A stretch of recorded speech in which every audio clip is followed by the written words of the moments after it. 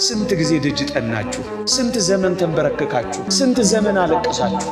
ስንት ጊዜ እጃችሁ እግዚአብሔር ጋር ዘረጋችሁ? በሙሉ አባቶቻችንን ተመልከቷቸው። ዕድሜ ዘመናቸውን ሁሉ እኮ ይጸልዩ ነበር። ኦርቶዶክሳውያን እግዚአብሔርን ያህል ጌታ የከበረው አምላካችን ደካማ የምንሆን እኛ በጸሎት እንድንጠይቀው ደግሞም ፈቃዱ እንድናናግረው መፍቀዱ አይገርማችሁ? የእግዚአብሔር ምልኡነት የኛ ጉድለት፣ የእግዚአብሔር ፈጣሪነት የኛ ፍጡርነት የሚረጋገጠው የጎደለብንን ነገር በጸሎት ስንጠይቅ አይደለም። በጸሎት የማታናግሩት ከሆነ ጸሎት እየጸለያችሁ ከአምላካችሁ ጋር የማትነጋገሩ ከሆነ ምን እያላችሁት እንደሆነ ታውቃላችሁ? ምን ያህሎቻችን በጸሎት ጸንተናል? ምን ያህሎቻችን መነጋገር ጀምረናል? ያለ ጸሎት ስለሆንን የሰይጣን ማራገጫ መጫወቻ እንደሆነ አይሰማችሁ? በጣም ስለምንበላ ይሆን የምሽት ጸሎት የከበደ? ብዙ የቲቪ ቻናሎቻችን ስለምንቀያየር የሰማይ ኔትወርካችንንና ቻናላችንን ዘግተነው ይሆን? መታመምህን ላለመጸለይ ምክንያት አታድርግ፣ ይልቁንም ይላል ለህመምህ መድኃኒት የሚሆንህ ጸሎትህ ነው ይላል። በአንድ ጊዜ ለምን አልተሰማሁም አትበሉ። ይሄ ትዕቢት ነው ወገኖች። እግዚአብሔር እኔ በምፈቅደው ቀን ለምን አልመለሰልኝም አትበሉ። ይሄ ኩራት ነው ወገኖቼ። መልስ እስክታገኙ ድረስ አልለቅህም ማለት ነው። እስክትመልስልኝ አልለቅህም፣ እስክትደርስልኝ አልለቅህም፣ ከዚህ ማጥ እስክታወጣኝ ድረስ አልለቅህም። ካልባረከኝ አልለቅህም ማለት እኮ ነው። አትልቀቁ።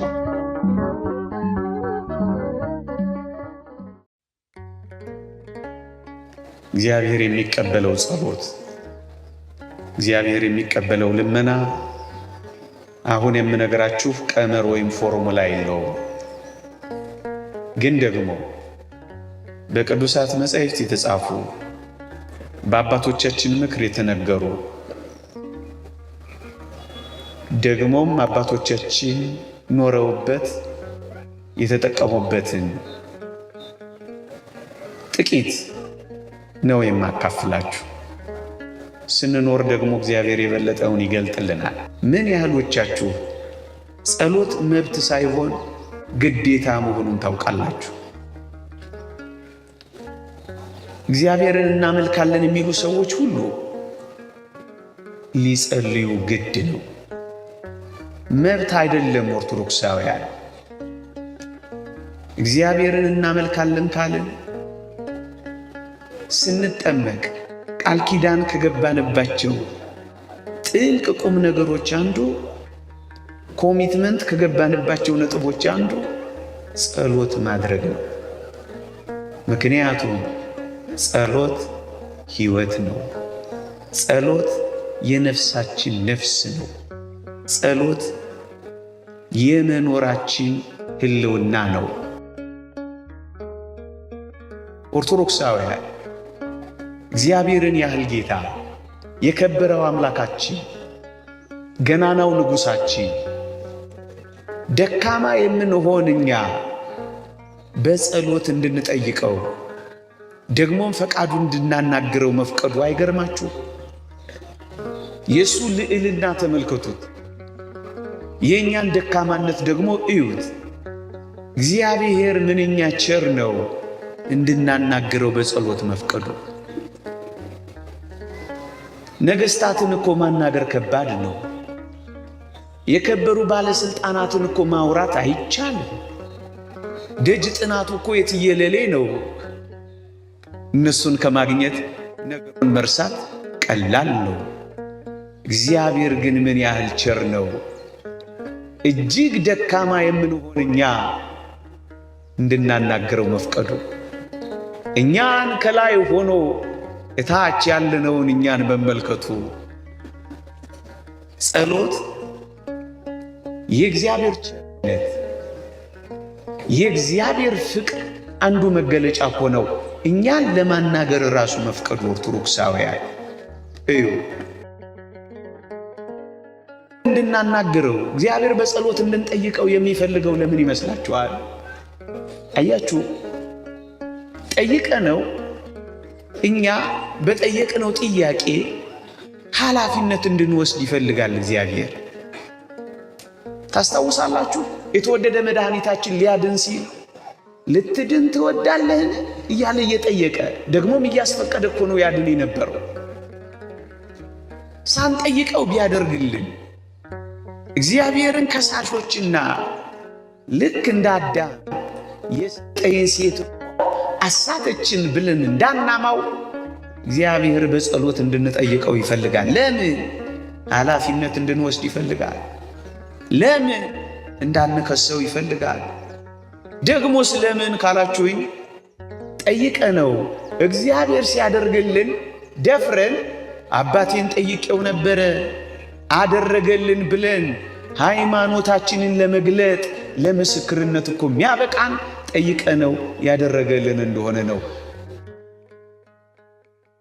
አሁን እንኳን የምትሰሟቸው ምስክርነቶች እኮ ሃይማኖት እኮ ነው። እግዚአብሔርን ጠየቁት አደረገላቸው፣ ተሳሉ ፈጸመላቸው፣ ለመኑት አከናወነላቸው። እናስ በድፍረት መመስከር ጀመሩ። ምንድነው ጸሎት ካላችሁኝ ሃይማኖትም ጭምር ነው። ምዕመናን ለመመስከርም የሚያስችለን ጠይቀነው ሲያደርግልን ነው። ኦርቶዶክሳውያን ደፍሮ አደረገልኝ ለማለት የሚያበቃው በጸሎት ስንጠይቀው ነው። ይህም የሃይማኖት ምስክርነት ነው።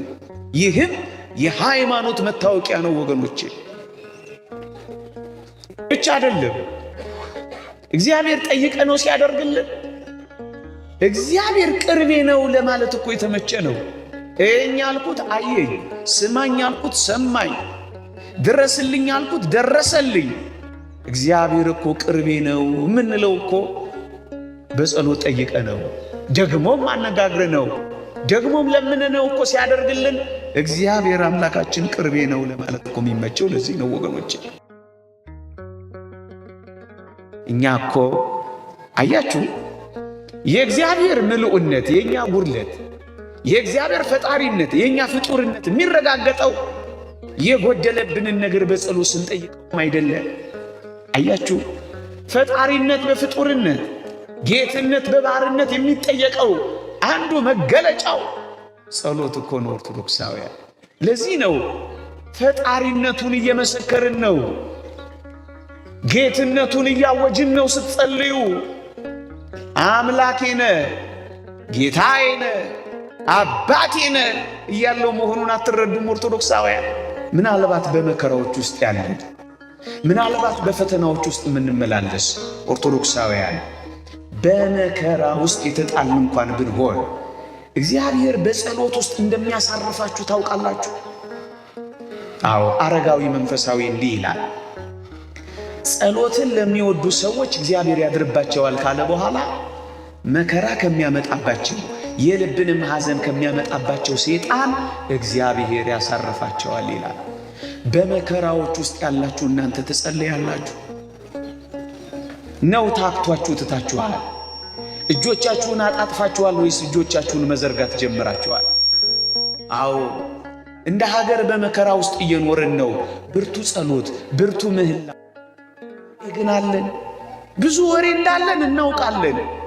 ብዙ ጸሎት ግን እንደሌለን ይሰማናል።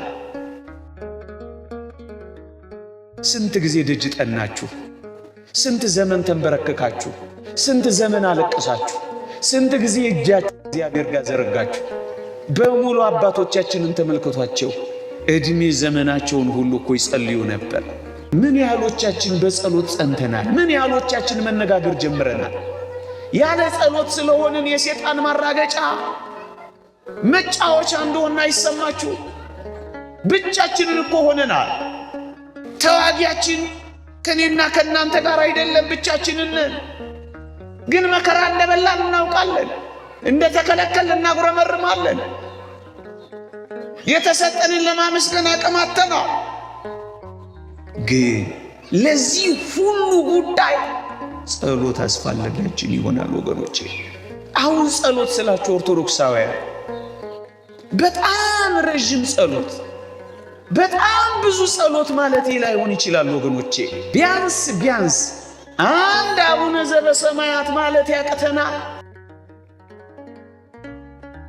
በማለዳ የሥራችሁ መጀመሪያ ብርሃኗ ስትፈነጥቅ የልባችሁ ብርሃን በጸሎት ይፈነጥቃል። አትንበርከኩ፣ ቢያንስ እጆቻችሁን ዘርግታችሁ ትቆማላችሁ። ብዙ አታብዙ። ቢያንስ እንኳን ጸሎት ትጸልያላችሁ፣ አቡነ ዘበሰማያት ትደግማላችሁ። ምን አይነት ረድኤተ እግዚአብሔር መንፈስ እግዚአብሔር ርቆን ይሆን ይሄን እንኳን መጸለይ ያቃተ? በምሽት ክፍለ ጊዜዎቻችን ጥቂት እንኳን እግዚአብሔርን ማሰቢያ ጊዜዎች አሉን የምትንበረከኩበት። በጣም ስለምንበላ ይሆን የምሽት ጸሎት የከበደን? ብዙ የቲቪ ቻናሎቻችን ስለምንቀያየር የሰማይ ኔትወርካችንንና ቻናላችንን ዘግተነው ይሆን? ኦርቶዶክሳውያን እስኪ ወደ ልባችን እንመለስ። አንድ አቡነ ዘበሰማያት በሰላመ ቅዱስ ገብርኤል ማለት ያቅተናል። ትንሽ ደቂቃ ቴሌቪዥናችንን መዝጋት ያቅተናል። ትንሽ ደቂቃ ቤቱን ጸጥ ማሰኘት ይሳነናል። ትንሽ ደቂቃ ወደ ልባችን ተመልሰን ሕሊናችንን ወደ ሰማይ መዘርጋት ያቅተናል። ትንሽ ደቂቃ እግዚአብሔር ብዙ እኮ አልፈለገም። አቡነ ዘበሰማያት ብቻ። ያን አባት አልሰማችሁ? በረሃ የሚኖር አባት ነው። ሁሉ ጊዜ ጸሎቱ አሉ አቡነ ዘበሰማያት። ያውም እኮ ዘልቆት አይሄድም። አባታችን ሆይ አባታችን ሆይ አባታችን ሆይ ብቻ ነው የሚለው። ከብዙ ዘመን በኋላ እግዚአብሔር መልአኩን ላከና አሉ ኧረ ስምህ ይቀደስ በለኝ ብሎ ያከበታሉ። እሱ ምን ላይ ፖስት ተደርጓል? አቡነ ዘበሰማያት ላይ ቆሟል። ምን ላይ ቆማችኋል እናንተ? ወሬ ላይ፣ ምንም የማትፈጥሩትና የማትለውጡት ፖለቲካ ላይ፣ ምንም እዚህ ፈቅ የማታደርጉት የዓለም ኢኮኖሚና ርዕዮት ላይ በአንድ ነገር ፈቅ ማድረግ ትችላላችሁ፣ በአንዲት አቡነ ዘበሰማያት ብቻ። እሱን ትተነዋል። ኦርቶዶክሳውያን እግዚአብሔር የሚፈልገው ተከታታይነት ያለው የማይቋረጥ ጸሎት እንዲሆን ነው። ወገኖቼ ስትጀምሩ ደካማ ጸሎት ሊሆን ይችላል። ስትጀምሩ የረከሰች ጸሎት ሊሆን ይችላል። ስትጀምሩ ማትሰሙ ሊመስላችሁ ይችላል። ግድ የለም ግድ የለም። የረከሰ ጸሎት በመጸለይ ነው ወደ ንጹህ ጸሎት የሚደረሰው። ኦርቶዶክሳውያን መታመምህን ላለመጸለይ ምክንያት አታድርግ፣ ይልቁንም ይላል ለህመምህ መድኃኒት የሚሆንህ ጸሎትህ ነው ይላል። ወርቀ ብትሆን ጸልዩ። መታመማችሁን ምክንያት አድርጋችሁ ጸሎቴ ደካማና የረከሰች ናት ብላችሁ ላለመነጋገር ከእግዚአብሔር እንዳትርቁ ጸልዩ ጸልዩ። ምንም እንኳን ከምትፈልጉት የህይወት ደረጃ ንጹህ ህይወት ደረጃ ንጹህ ጸሎት ደረጃ ባትደርሱ ጸሎትን ግን አታቆሙ። ስታቆሙ ትሞታላችሁ። ስታበቁ ይበቃል። በአንድ ጊዜ ለምን አልተሰማሁም አትበሉ። ይሄ ትዕቢት ነው ወገኖች። እግዚአብሔር እኔ በምፈቅደው ቀን ለምን አልመለሰልኝም አትበሉ። ይሄ ኩራት ነው ወገኖቼ። መልስ እስክታገኙ ድረስ አልለቅህም ማለት ነው። እውነተኛ ያንን ቅዱስ ያዕቆብን ሕይወት አላያችሁ? እስክትባረከኝ አልለቅህም፣ እስክትመልስልኝ አልለቅህም፣ እስክትደርስልኝ አልለቅህም፣ ከዚህ ማጥ እስክታወጣኝ ድረስ አልለቅህም፣ አለሁልህ እስክትለኝና እስክታቆመኝ ድረስ አልለቅህም። ካልባረከኝ አልለቅህም ማለት እኮ ነው። አትልቀቁት፣ አትተዉት፣ ዘውትር አናግሩት። ዘወትር መጸለይ፣ ዘውትር ዘውትር ዘውትር መጸለይ። ለዚህ ነው በጸሎት ትጉ የሚለው የመጽሐፍ አንቀጽ የሚናገረው። ግን ኦርቶዶክሳውያን አደራችሁን ስትጸልዩ እነዚህን ነጥቦች ተመልከቱ። ቅድም ቢያንስ ከቻላችሁ በርቱ፣ ጨምሩ፣ ከፈለጋችሁ በጸሎትም አንጉ። ግን እንዳትረሱ ቢያንስ ጥቂት እግዚአብሔርን ማነጋገር እንዳትረሱ። የአባትን ልብ በጣም የሚያሸፍተው የልጆች ንግግር እኮ የኮልታፋነት እኮ ንግግር ነው። ታዩ የለ ሕፃናት ልጆቻችሁ ሲኮላተፉ እቅፍ አድርጋችሁ አይደል እንደምትስሟቸው? አይናቸው ሁሉ አገላብጣችሁ አይደል እቅፍ የምታደርጓቸው? ምን ማለት ነው?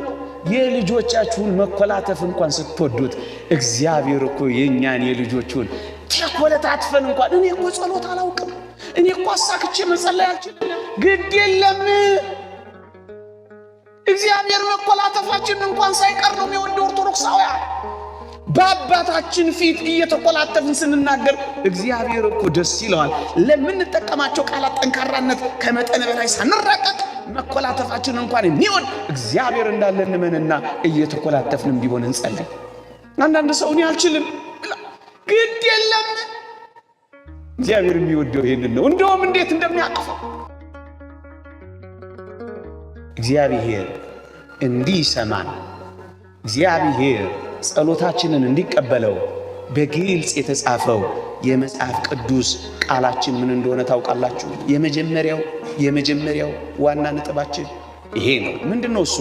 ማመንታት የሌለበት እምነት፣ ሳታመነቱ ማመን፣ ጥርጣሬ የሌለበት እርግጠኝነት፣ እግዚአብሔር ያደርግልኛል የሚል ጥርጣሬ እንኳን የሌለበት እምነት ለጸሎታችን በጎ መልስ ይዞ ይመጣል። ማመን። ለሚጠራጠር ሰው ከእግዚአብሔር ዘንድ ምን ያገኛል? እየተጠራጠርን ቀርቶብን ይሆን? መጥቶ ተመልሶ ይሆን? በጥርጣሬያችን ልንፈወስ ስንል ሄዶ ይሆን? እግዚአብሔር ሲመጣ አጥቶን ይሆን? ሊሰጠን ሲል እጃችንን አጥፈን ይሆን? ይሆናል አይሆንም እያልዋልን ይሆን? እኛ ብዙዎቻችን በጸሎት ሕይወታችን ተደማጭ ለምን አልሆንም ካል ቃላችን፣ ከንፈራችን፣ አንደበታችን ያነበንባል። አባቶቻችን እንደሚሉት አንደበት ያነበንባል፣ ልብ ጓዳ ያሰናዳል ይላሉ። ልባችን የለም። እግዚአብሔር የሚፈልገው ልባችንን፣ እኛ የምንሰጠውስ ማነበነባችንን።